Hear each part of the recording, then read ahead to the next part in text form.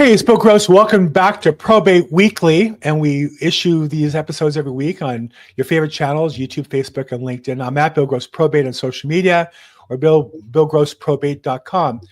You know, one of the challenges of probate for families is where's the money come from to hire an attorney, filing fees, maybe fixing up the property, maybe evicting a tenant. Sometimes you're inheriting stuff, but you don't have the money yet.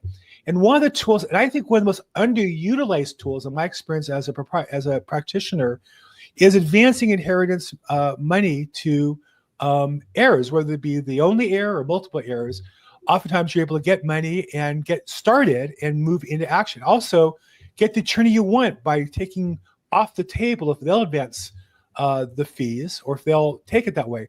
So the advanced inheritance is a critical tool for professionals as well as a great opportunity for heirs. I'm excited to have today the CEO of one of the leading companies in that space, Probate Cash. We have Marc Harris. Marc, thanks for rejoining us. Thank you, Bill, for having me. And Probate Cash is always excited to be on your show. And we've been on before, and I really, I know that we've done some business together, and I think because we're aligned, Probate Cash is the website, and it has a lot of the information there. But I do think it is a personal business that people should trust who they work with. I know when I talk to customers, sometimes it sounds too good to be true. Talk about the concept of advanced inheritance and how Probate Cash fills that need for people. Sure. So as you mentioned, people have an inheritance. Money, usually cash, or soon to be liquid property that'll be liquidated and turned into cash, but they can't access it yet because, for various reasons. One, property may not have sold yet. Two, is the probate process in general. Most people don't realize probate even exists, let alone how long it is. So my background has always looked at future cash that's due to somebody, and seeing if we could make a payment today to somebody who needs to access their future cash that's obligated to them, and fill that void, and then we wait to get paid back once the money is supposed to be released pursuant to the terms of whatever it is. Probate is a little bit different because there are no terms usually that say, here's when you get paid. And that's one of the difficulties of probate is, and most of your listeners, I'm sure, know, is the probate case begins and you're at the mercy of the courts, you're at the mercy of claims against the estate and third parties potentially objecting, all sorts of those challenges. And then at the end of the day, when is property going to sell? And then is property going to sell for the market value, or people in a hurry just to get what they can, and so they take a significant haircut and maybe not get the fair market value for the assets. So Probate Cash saw that void in the marketplace, and I'm an attorney. I have a lot of friends who do probate law, and they have those same issues where their client or their beneficiaries of their clients, because they represent the estate, are always asking for money, or they're asking for the lawyers to do more work, and the lawyers aren't getting paid. So we looked and said, well, what if we advance money to the beneficiaries of the estate, provide them with the cash today based on what we believe they will receive when ultimately the assets are ordered to be distributed by the probate court. And we will then wait to get paid at that time. But in the meantime now, the beneficiaries who need money today for whatever purposes, just to pay bills, have that money today. And that gives them the opportunity to take a deep breath and wait for fair market value to be paid for the real property that may be sold. It helps them hold on for the time the probate case takes, which isn't in their control. And the added benefit is the personal representative of the estate now has a little bit of breathing room because they're usually getting pressure from the beneficiaries. So I think the thing that you said that to me most resonates is relieving pressure, right? Sometimes people feel, they have a problem. The problem is they have an inheritance, but they can't access the value of it. And maybe there's multiple areas putting pressure on them. Maybe they have their own financial needs that are creating pressure. Maybe the property is being foreclosed on, which is a common case that creates pressure. And oftentimes cash can do things, give you, empower you to relieve that pressure. And I think Probate Cash covers a lot of those. So let's talk about a couple of different scenarios that I've worked with you guys before. One is, customers will call me and say, we're shopping for an attorney, and there's attorney A who's great, but he wants to deposit. The filing fees in LA County are about $375. You have a publication you have to do, which might cost $900 of the probate. So you might have $1,000 in actual costs out of pocket. Those sometimes they can be waived or reduced. You have the attorney who might want an initial deposit to cover their fees, not that they're charging up front, but some attorneys will ask for a $2,000, $3,000, $4,000 deposit. And the customer's making the choice of the attorney based on that number versus I'll say to them, hey, what if we could remove that consideration from you? We can get you in advance to cover all that. And maybe even another couple $1,000s for pocket money or more, maybe to bring the mortgage current or more to secure the property. It really eliminates the shopping of attorney question based on money, because now you can use the advance to get the attorney that you want. Yeah. And we know that people, everybody just about, me included, we make poor decisions when we're strapped for money. When money becomes an issue, we don't choose well.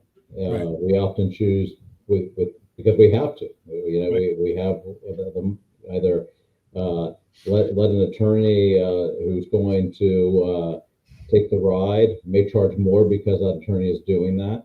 Right. We help the personal representative or the person applying for the letters is now shopping for an attorney to open up the probate. And I am willing to wager that person who's applying for to become the personal representative didn't even know probate existed until just recently. And so now that person's looking for a lawyer, learning the cost involved in opening up an estate. And what we can do is we will go ahead and enter into a transaction with that person and have that person direct us to pay their attorney directly, and for the purpose of opening up the probate, any kind of retainer, anything else that needs to be done. A lot of people, of course, know that they're going to have to sell real property, and you don't want to do that without an attorney also. So that goes back to the poor decisions. Are you going to sell the estate property without benefit of an attorney because it costs more money now to do the closing? Well, if you don't have the resources, you may say, oh, I don't need a lawyer. And we all know the pitfalls involved with that. And I was finding that the attorneys that would offer to do it for free, who weren't using Probate Advance or Probate Cash as a vendor or equivalent, they were usually inferior attorneys who were only getting the business by discounting their service, versus the best attorneys needed a deposit. They use that to weed out people and to verify those who are committed. And I think they use Probate Cash as a way to kind of vet the case as well, right? If you guys are looking at the case.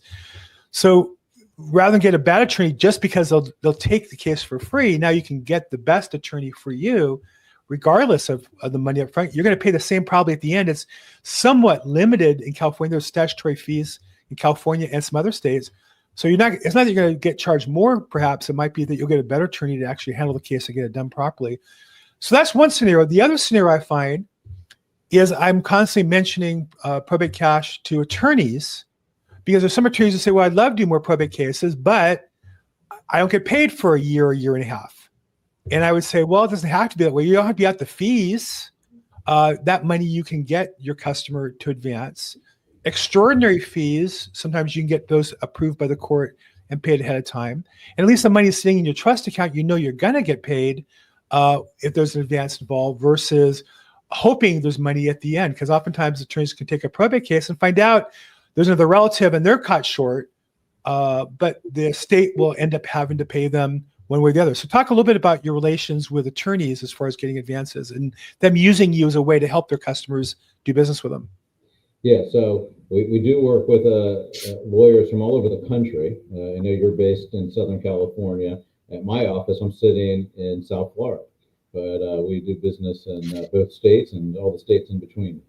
The attorneys that we work with, they know that they're able to get enough money to properly handle the probate case, and the attorneys are happy to have that money, not just because they have another case. But you mentioned that the probate's uncertain.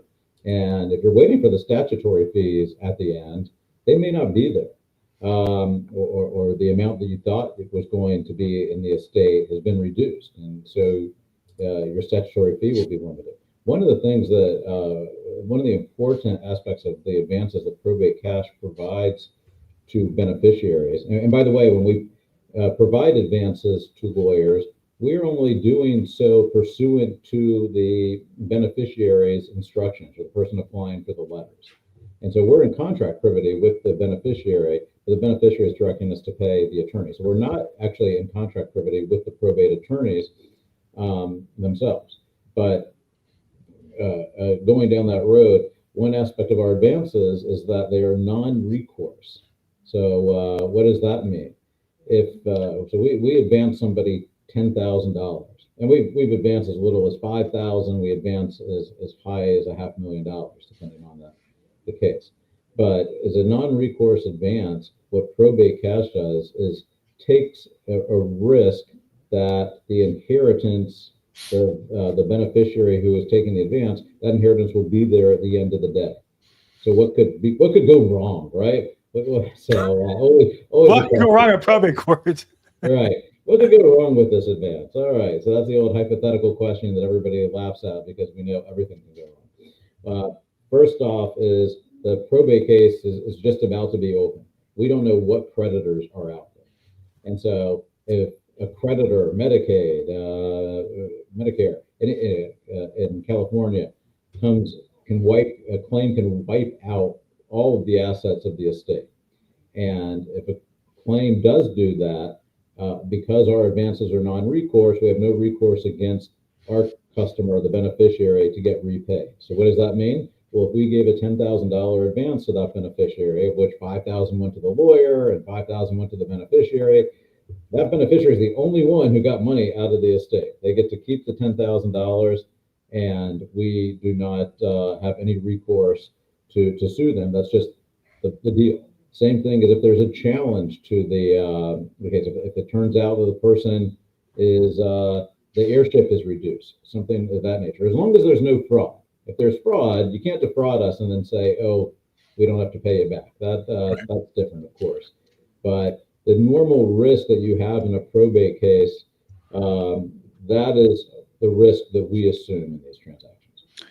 And I've had cases where customers got advances and turned out out of the blue came some sibling they didn't know about. And they were afraid that, they owed the money, and I assured them, no, you had nothing to do with it. Turned out the sibling was not legitimate, and we were able, with the probate advance, to have an attorney to help us prove it, and it all worked out. But it did take away some of the stress to say, you're not liable as long as you didn't lie about this, as long as you didn't defraud. It's one of the benefits, not that that's when the probate cash wants to advertise, send us your deals to fall apart. I think as a professional, then the flip side is also true. And this is where I try to get involved with advance companies. I've always reached out to them, which is when I look at a probate case and see an advance company, I want to evaluate their risk and their liability and see if I can help them. And I've had cases where the advance company made an assessment of the property, and it turned out the property was burned down. And so they went to Zillow and thought it was worth $400,000. In reality, it was worth about $60,000 because it was burned down. I told them that bad news, and they didn't like it, but help them. And at the same time, also, I had a case recently where, not probate cash, but another company, there was a bad guy. There was an heir who was living in the house for free and holding up the sale of the property. And here they're giving him an advance. And meanwhile, he's the one who's stopping us from being able to sell the property. And I just, point out to them, hey, you're really kind of financing your own problem. You don't get paid until the house is sold. And so I think sometimes as a professional, for those of you watching, whether you be an attorney or maybe an attorney for one of the heirs or a real estate broker like me, looking at the case, reaching out, seeing where you can work together is really important. And that's kind of my goal on these, is to stay in contact with the key professionals as well. So anyhow, just kind of opportunity, I would say always, anytime you got to do an advance, call a local realtor and have them drive the property, make sure the property is still there. That's what we do. And professionals know that the advantage to have a client, even if it starts as what may seem to be just a simple probate to open up, Now you have a client, and that client is going to have needs, could be future needs that are totally unrelated to the probate, but now they have a lawyer, and they probably never had a lawyer before. That's why they're contacting you to open up the probate. And what comes out of the probate is what we discussed earlier: the sale of real property. They need the lawyer to represent them in that sale. And then sometimes what happens is we're talking about somebody who doesn't move out of the house, an eviction has to be done. That costs money. And then on top of the eviction, you want to crawl back the inheritance of the person who has been staying in the real property, in the estate property, and not paying rent, and that costs money. So it all it continues and continues and continues, and suddenly, as a lawyer, it's not a simple probate. Now you're representing an estate where the fees are going to go into the healthy five figures. One of the other cases I see regularly is somebody who already is in probate, has an attorney, but for some other reason needs money. I've had cases where customers called me and said, my aunt died and I'd love to help out for the funeral costs of $10,000. I'm going to get this $500,000 house in a year. Is there any way I can get some of that money now? And the answer is, yeah, that's a perfect scenario. In that particular case, they had the letters of approval. It was just a matter of time. It was just a matter of, I think in their case, about 6 months before they got the money. But rather than wait 6 months, you could say an advance is expensive, but that's not for you to decide. In this case, this was an aunt who's like a mother to my client. And she thanked me so profusely for making that connection, because for $10,000, she's able to be a hero to her family and honor somebody who's important to her. She had $500,000 coming. What is she going to do with it? Right? What do we do with money? Well, one thing is to take care of our families in some cases. So you do work with cases that are already filed. Now, do you contact the attorney, or what do those look like when customers come to you? They're already in probate. They already have an attorney. They're just looking to speed up the process of their payment. How does that look to you guys? Well, I sure hope one of the things that I've done is try to go really network with probate attorneys. So probate attorneys know that our service exists, because they are getting the phone calls from the personal representative or the other beneficiary saying, I really need my inheritance, just like that example. Right. My aunt passed away. I need to pay for the funeral. I've got imminent needs. Or it could be something that just my kid's tuition is due. My car broke down. Like real life happens while the probate is taking over a year. And that's if there's no adverse issues in the probate. And so I find it incredibly important that if you're an attorney, you need to know how best to counsel your client. That's why you're a counselor. And part of being a good counselor is to know all the options that are available to you as the attorney, but also to your clients. And so if you have people who desperately need money or just don't want to wait a year or however long it's going to take, then you need to know as an attorney that Probate Cash can provide money within hours, really. I mean, we can provide money right away. For real. No, he's saying this just so you're listening, for real. Like, that's not, the holdup is always the customer signing the paperwork. It's never them wiring the money. They're ready to wire within hours for sure. Yeah, and why is that? Because there's no loan, there's no credit check, there's none of the attributes, characteristics of a loan apply with what we're doing with advances. We are purchasing a portion of your inheritance, and as long as we can see that you are indeed beneficiary, you're an heir to the estate, and we know what percentage of an heir you're going to be, and there's a house that's going to be sold, and that house is not underwater, we can identify how much of an inheritance you're going to be entitled to receive, give or take, and we can make that decision very quickly. All that information is ascertainable in moments, and that's how we can make payments so quickly. And so that's a lifesaver to beneficiaries to be able to get that money now. And it's really crucial that the probate attorneys know that that is there and can provide Probate Cash's information to those beneficiaries or contact us themselves, and at least let them understand that option exists. The sad reality, at least in Los Angeles, I have a saying, which is, the average attorney is by definition average. The problem with probate is that 9% of the cases are done by attorneys who've done one or less in the last 12 months. Because they're licensed as an attorney, so many attorneys will take the case, not knowing what they're getting into and not knowing how to service their customer, including not knowing about probate cash or equivalents. And so my experience is over half the time, I don't know the exact number, but at least half the time, when I tell attorneys that there's such a service available, even though you're working as hard as you can to network with attorneys, even though your whole industry is trying to reach out to them, in my experience, because they're not paying attention until they have the case, most attorneys don't know there's such an advance, and number one. And number two, they assume because of the pricing, it's unworthy of their customers, not appreciating that that's really their customer's decision to make, not theirs. Meaning, like I said, the case of the woman with the funeral, you might say that paying a 20 or 30% premium, so instead of $10,000, she'd be back 12 or 13,000 6 months later when she got her inheritance. You could say that that's ridiculously expensive. She didn't say that. She said it was life-changing and positive. She cried on the phone thanking me. But it's amazing to me, Mark, how few attorneys know about your industry. And when I bring it up, will argue with me about it rather than say, hey, my client's an adult. They chose to work with me. Let me see what their thoughts on this as a possible solution. Yeah.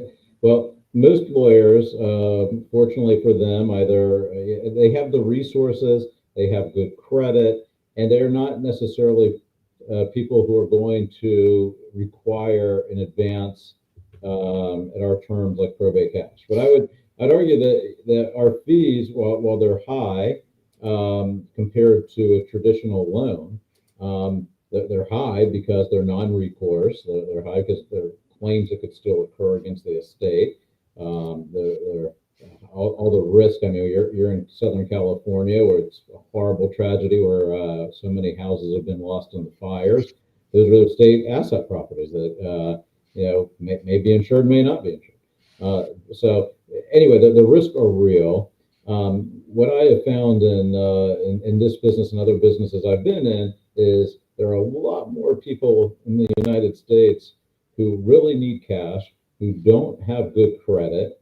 And when there's a company like Probate Cash that can provide that advance, provide them the money when they need it, and for serious needs, that is incredibly important. And I think it's just an issue of attorneys and others having empathy for your client and your client's financial situation, understanding that not everybody has a law degree in use and is able to have a comfortable living, and not just a comfortable living, but to have money in the bank for when problems occur. Right. And so, when a lawyer's car breaks down, they charge it and they fix it, they give a credit card, and it's all good. When a lot of people's cars break down, they don't have credit cards, they have no car unless they can get cash to fix it. And that's life. And you're right. It's not for everybody, but it is for everybody's decision to make on their own for what's best for them. Yeah. And I think oftentimes the attorneys, again, the below average ones, they're not aware of the product. So you bring it up, they're going to poo-poo it because that justifies them not knowing about it, rather than really evaluating it and saying, well, who would this be right for? I mean, they're in business. It's legal. You're not a mafia organization. You're not, you're under the laws of California. In fact, California actually regulates this to some degree. And there's some, there's been research and there was some discussion, should we ban this business? And they said, no, actually there are people who need this. And when used properly, it's a great tool that people can take advantage of the tool. So I think it's really important that sometimes attorneys, in their attempts to protect their customers or protect their reputation, will poo-poo something that really could be for the benefit of the customer. I'm not giving them legal advice, but when I talk to a customer and I hear the importance of some of these systems, getting money to move out of the house, getting money to buy a car. I had a client she didn't have a car. Her car broke down, and for $5,000, we got her advances. She got a car and was able to help out. So, one of the questions, about this type of product, oftentimes we're talking about lower income people or people with financial problems. Maybe your mom and dad are leaving you $1 million house, but oftentimes the heir, has next to nothing or little. There are bank products for people like that, but oftentimes you have to put money in a bank account in order to open it to get the credit. On a probate advance, does a customer have to put deposit money down or start with some money in before they get the advance? I know the No. answer, but I'm going to give you an easy one here. Yeah, probate cash can make the payment, make the advance payment by check, by ACH, by wire to a bank account. Most of our customers do have at least a bank account, but if not, we can provide a check. So we understand that a lot of our customers don't have a bunch of resources, and that's why they're coming to us in the first place. I did want to take a step back. We're talking about the legalities of the probate cash business of giving advances. Where you are in California actually has a statute right on point. And so when I do talk to attorneys, especially in California, who are have a negative attitude towards the business, or whatever your attitude is your attitude, but different is how can you do this? And so there's a law right on point on how one assigns their inheritance. Yes. And so in California, when we purchase a portion of that inheritance. And by the way, we do purchase portions. We always want the beneficiaries to have skin in the game. We want them to still receive money when the probate case closes. And so we never purchase the entire inheritance due to the beneficiary. But so the law, how it works is we're very transparent in every state. We will advance money to our beneficiary, who is in exchange for that advance is getting, who is signing an assignment of their inheritance. We file that assignment of the inheritance with the probate court. So the judge sees it, all the lawyers see it, it's right there. It's public record. Knows to pay us. And in fact, then when it is time for the order to distribute the assets at the end of the probate case, probate cash will be in the final order as a recipient of the person's inheritance. So I also, because there could be personal representatives listening and other probate attorneys who say, well, what happens if there is a shortfall of the beneficiary? How does it affect the other beneficiaries? How does an assignment affect the probate case in general? So the short answer is it does not affect the case in any way. When a beneficiary, let's say there are 5 beneficiaries of an estate, and one beneficiary is, we believe is going to receive $100,000, and we advance that person $25,000. File that assignment, but then in court, and then as the case progresses through the probate courts, we learn that there is a huge claim that's been approved, and now the instead of $500,000 we thought was going to be in the estate, $100,000 for each of the 5 beneficiaries. Now there's only going to be $10,000, and so what would happen? That would be enough money to pay us back for all the estate assets. However, remember, we are only in contract privity with the beneficiary who's receiving the advance. And so we would get that beneficiary's $10,000, well short of even what we provided them, but none of the other beneficiaries of the estate are affected.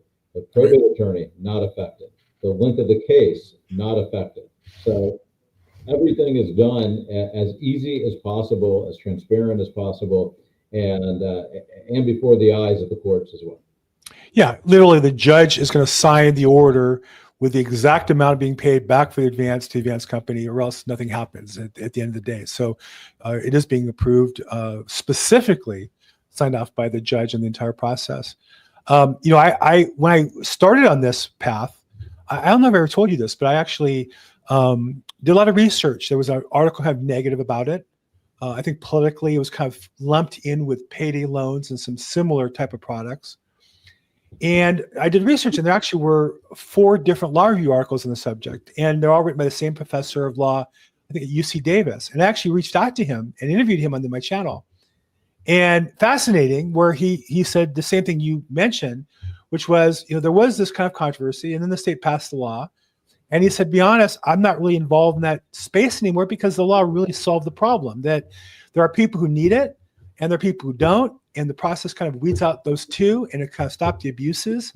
And so there's really nothing else for me as a researcher to talk about. The system is kind of moving on its own. So it is interesting how that legislation in California, I believe we're the only state that has those requirements. And I believe you guys comply with that same regulation in the other states you operate in, even though you're not required to, just because it's good practice to file. I think that it just makes sense for everybody.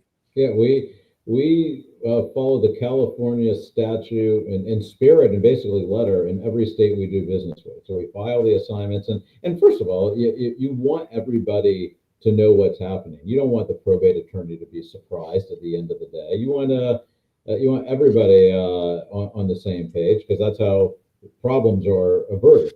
So that's important, and it works. So and we do a significant volume of business, and almost all of that business solicits probate cash, not the other way around.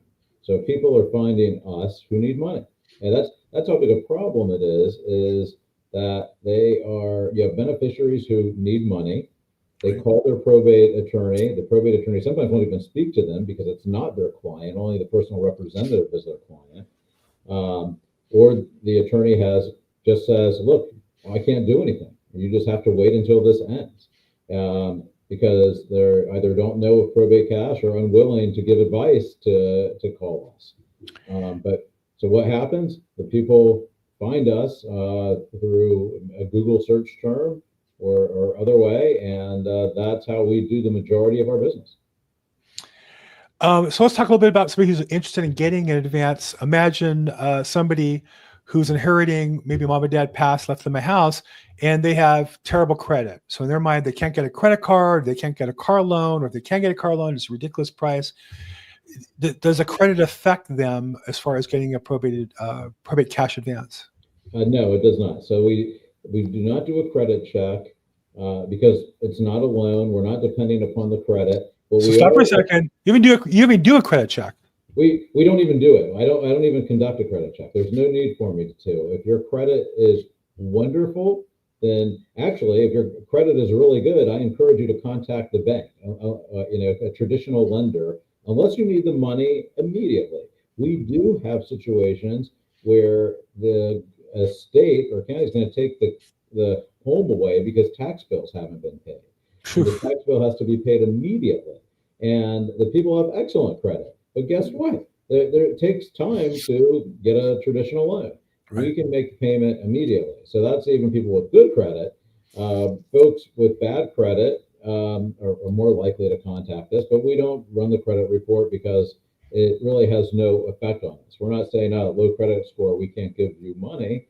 We're advancing money, and we're buying an inheritance. You actually, these people have something of value, just like it was a car or some other asset. They have something of value, their inheritance, which they can sell. Now, we don't know exactly what that inheritance will turn out to be at the end of the day. It depends on what is paid for the property, but we do know that it's real, and we then will give them the advance, and then we take all the risk, as we said, the claims, all the risk in the probate court, and not just the risk in the probate court that are normal, but also the time frame.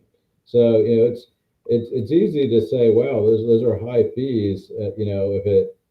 If you get paid back within 9 months or so. What happens in the probate cases that linger on for years? And you're in LA County. We do a lot of business in New York, also, where the courts are clogged. And let's face it, the courts are clogged almost everywhere. And if you have our money for 2 years, 3 years, we actually cap our fees. It's at the end of the day, in those situations, the argument that the fees are high becomes a little disingenuous. Well, I hear that for example, from attorneys who require customers to pay them a deposit for their legal fees. I think, well, if that's so cheap, why don't you lend the money or you do advance at a lower price? And the answer is they would never, because the uncertainty, it's not even just that it takes a year or 2 years or 3 years or 4 years. It's not knowing that makes it more expensive as a lender, and you have to factor in those risks. And then the fact that there's possible risks that you may not get paid back because something happens as well. I don't mean to berate you with possible bad scenarios, but I'm sure it happens. Like I said, there's a case where a house burned down. There's cases where houses burn down later, and who knows what that means. And there's cases where other errors pop up. So how about for the quite a few situations where we didn't get paid back for a myriad of different reasons like that. A house has burned down. claims have wiped us out.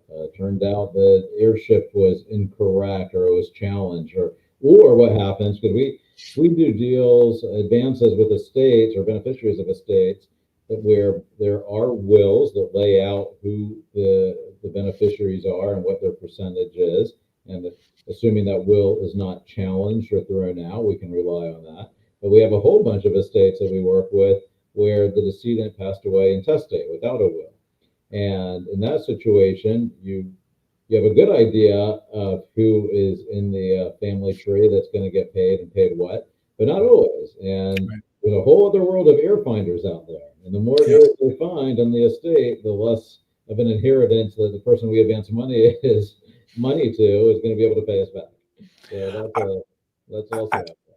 I had a case once where a attorney showed up and an heir finder had found, they claimed a decedent and they were, objecting to the petition, and later they ended up just being an heir. But it was an heir finder, and they brought in an advance company to uncover their advances. Interesting, the advance company still has not filed their assignment form as required to get paid back. So I think it's one of those smaller companies that doesn't know that they need to do that to protect their interest as well. But things happen, wild things happen in this space for sure. So on the same kind of token, I think I know the answer, but imagine, an heir, a child's been living in the house, taking care of the parents, mom and dad passed, now they're inheriting $1 million house, but they don't have a job. Are they going to qualify or not qualify for a probate advance? Is having a job or other source of documentable income, is that going to get in the way of them getting an advance? Nope, that won't either. Similar to the credit check, these aren't loans. I'm not looking for income verification. I'm not calling an employer or their last employer to confirm whether they were indeed employed. Again, those kind of situations, if you are applying for a loan from a traditional lender, that's very important underwriting to those. Right. For us, it's irrelevant. We are looking at the assets in the estate and what you beneficiary are entitled to receive as your inheritance from those assets. And based on that information, we make a decision on whether or not to make that advance. And if we even do call the attorney, the probate attorney, in advance to let them know that we're doing this. And most of them are actually cooperative and help us out. No, because at the end of the day, nobody wants a problem. You always want, in life, you always want to identify a problem right off the bat.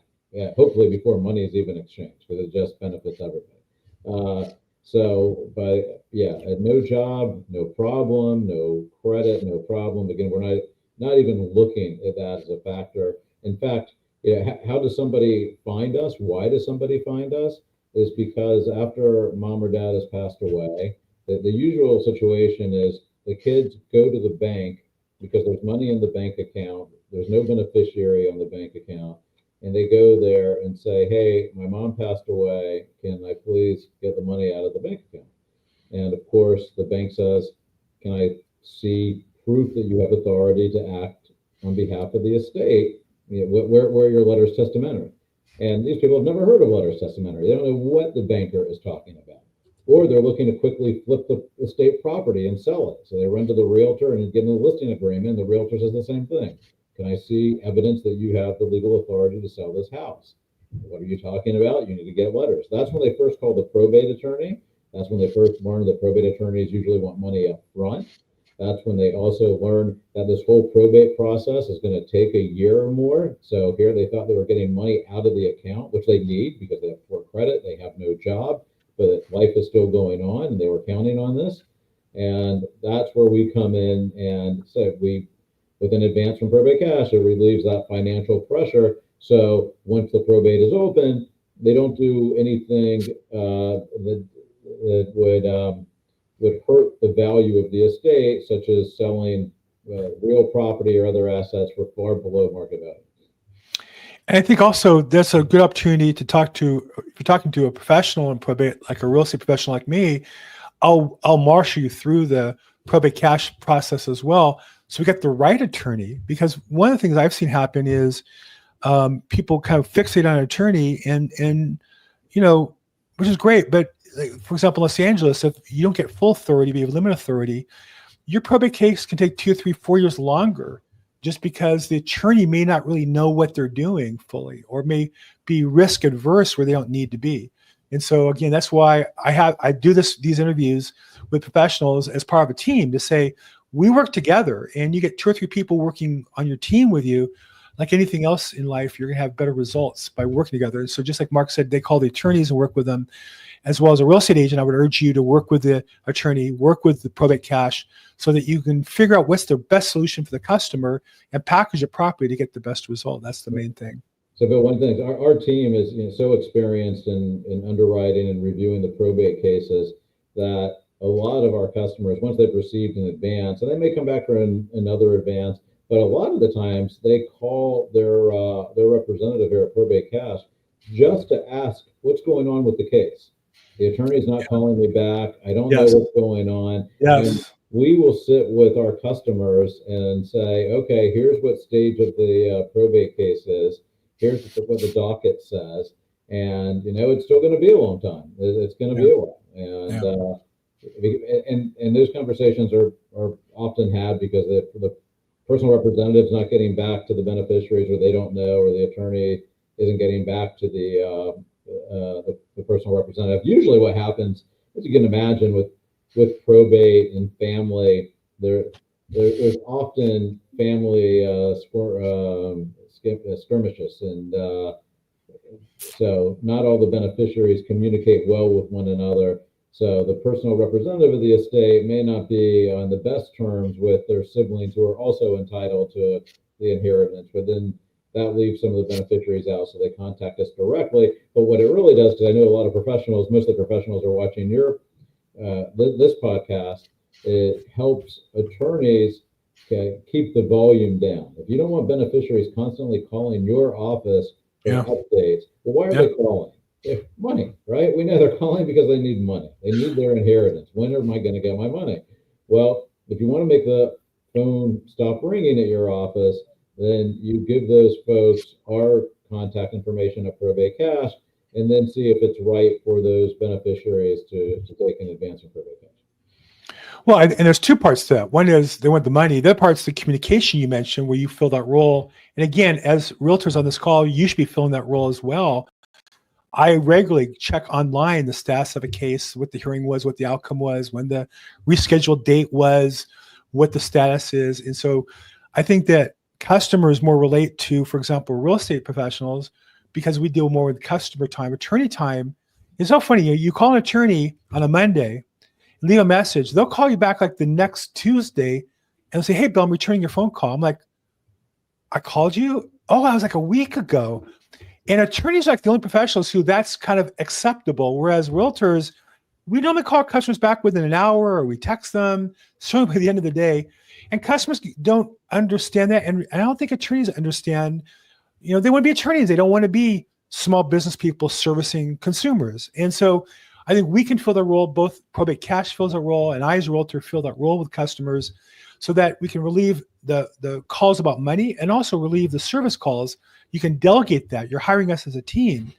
And while Probate Cash's service is money and mine as a realtor is selling the house, we also play the role of working with your customers. So for those of you attorneys listening, I think that's another reason why you should be looking to work with a team that's going to help you be more effective. So, and so with realtors, Bill, we work with realtors every day.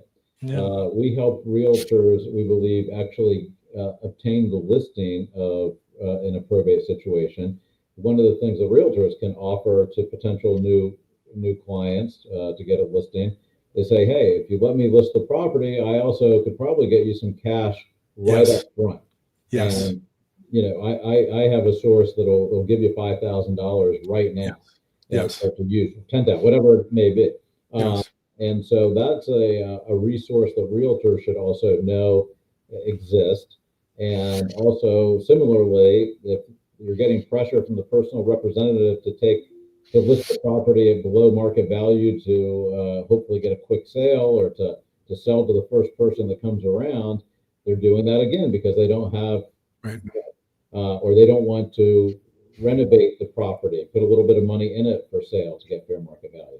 So I would challenge anybody talking about, whether our fees are high or not. Imagine I mean, you guys are all realtors. If you put $20,000, $30,000 of repairs in a house to prepare it for sale, how much more are you going to receive as a purchase price for that home once it's fixed up, as opposed to selling it in a poor condition? I mean, it's going to be significantly higher than our fees could ever be.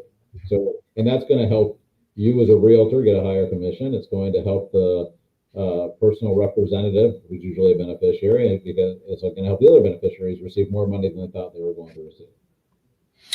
Yeah, and I think the way I found you guys, to be honest, was all that sounded great. I was working with another company, local company, and they just weren't servicing the customer. I guess there's different ways to run a business, but my customers were applying for advance. They weren't getting an answer within a couple of days. The company was sent the paperwork. The paperwork wasn't, the customer didn't know how to get it signed. They didn't have access to a notary. We're real estate agents. We're used to solving those problems. And so, we can get involved and be the oil between the gears to make things move more smoothly. And that's why I came to Probate Cash after going through several others, was that the other companies just weren't giving me and my client the service that we needed, even though they could have, and in some cases did. I feel like some companies, if they have happy customers 80% of the time, that's good enough. That doesn't work for me. When an attorney gives me a client, I have to make them happy 100% of the time, and my reputation is on the line. And like I said, I work with Probate Cash, and you guys have always come through when I've sent people to you, and I almost apologize for not sending you more business. So, Marc, I know I've gone for quite a while. I'm up against the hour here. I know you're busy as well. So I just want to thank you for coming on today and sharing with our professionals and with attorneys and with families who are looking for probate advance. I know probatecash.com is a really easy website to remember, probatecash.com. On there you have a toll-free number as well for people who want to call, and they call in. They don't get you, fortunately. They get some of your great staff members who will take those calls right away. Thank you so much for being on the call today. I really appreciate your time. Yeah, Bill, I appreciate it as well. I just wanted to add that, just to piggyback on your last statement, that because I'm an attorney and I appreciate the relationship that professionals, realtors have with their clients, attorneys have with their clients, I encourage you to check out the reviews of Probate Cash as well. We have incredibly fantastic positive reviews naming our funding executives, our underwriters, all for that customer care that we're talking about. And so that's very important to us and should be important to you, because I wouldn't even be here if I thought we were going, and nor would Bill entertain me if they're going to be referring to folks that we're going to have just issues of even good communication and customer service. And for the record, I have any affiliate relationship. I know that there are different services that have been on different podcasts and different services. You can sign up and get some of the commission. I don't have anything to do with that here. This is just purely Marc and his team have been great. I did have another company that I was affiliated with and just did not give this level of service I needed consistently. So my recommendation to them is pure and based on service. So Marc, again, thanks for your time. I really appreciate it. Always a pleasure chatting with you. Thanks, Bill. And for the rest of you, this is Probate Weekly. We get together every week to talk about probate issues. We innovate leaders in the business. You go to probateweekly.com. If you want to get email reminders, put that in. If you want text reminders, put that in. Either one's fine. We don't need either one. You can scroll down and see us on the various audio formats, Spotify, Apple Podcasts, and all that stuff. And then past episodes are on YouTube, the video, click there, and you'll get that information. You can continue the conversation at probateweekly.com. In our Facebook group, we have over 4,000 members, and you can post your probate-related content or estate planning-related content, as well as ask questions, referrals for attorneys, for realtors, out of state, out of the area, if you need to do that as well. So love to have you participate. Thank you for being on the call. If you like this, please like it, subscribe. Love to see you soon.